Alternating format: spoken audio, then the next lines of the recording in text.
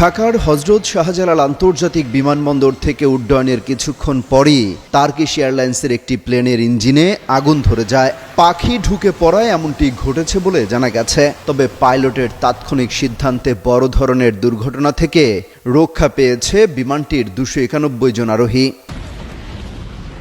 সকাল 7টার দিকে এই ঘটনা ঘটে। টার্কিশ এয়ারলাইন্সের TK713 নম্বর ফ্লাইটটি তুরস্কের ইস্তাম্বুলের উদ্দেশ্যে ঢাকার শাহজালাল আন্তর্জাতিক বিমানবন্দর থেকে উড্ডয়ন করে। উড্ডয়নের প্রায় 15 মিনিট পর পাইলট একটি ইঞ্জিনে স্পার্ক দেখতে পান। এ সময় প্লেনটি আকাশে চক্কর দিতে দিতে তেল পোড়ায় এবং পরে সকাল 8:15টার দিকে জরুরি অবতরণ করে। ওয়ালটন আবারও মিলিনিয়ার অফারে ওয়ালটন ফ্রিজ কিনে আপনিও হয়ে যেতে পারেন মিলিয়নিয়ার। মিলিনিয়ার ছড়াছড়ি দেশ জুড়ে, এটা শুধু ওয়ালটেনই পারে। পরে বিমানবন্দরের ইঞ্জিনিয়ারিং টিম প্লেনটি পরীক্ষা করে ইঞ্জিনের ভেতরে একটি মৃত পাখি দেখতে পায়। এতে স্পষ্ট হয় বার্ড হিটের কারণেই ইঞ্জিনে আগুন লেগেছিল।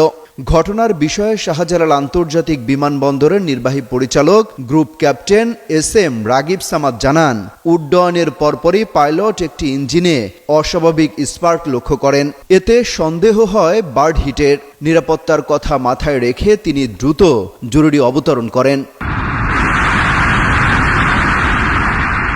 বিমানটিতে মোট যাত্রীর সংখ্যা ছিল 291 জন। এর মধ্যে 19 জন বিজনেস ক্লাসের আর 256 জন ইকোনমিক ক্লাসের। এছাড়া 5 জন শিশুও ছিল এই বিমানটিতে। প্লেন পরিচালনায় নিয়োজিত ছিল 11 জন ক্রু। এর আগেও দেশের আকাশে এমন ঘটনা ঘটেছে। গত 16 মে কক্সবাজার থেকে ঢাকাগামী বাংলাদেশ বিমানের একটি ফ্লাইটের বাম পাশের ল্যান্ডিং গিয়ারের চাকা খুলে পড়ে যায়। তবে পাইলটের দক্ষতায় প্লেনটি নিরাপদে অবতরণ করে। সেই ফ্লাইটে 71 জন যাত্রী ছিলেন। অমিত হাসান রবিন, যুগান্তর নিউজ।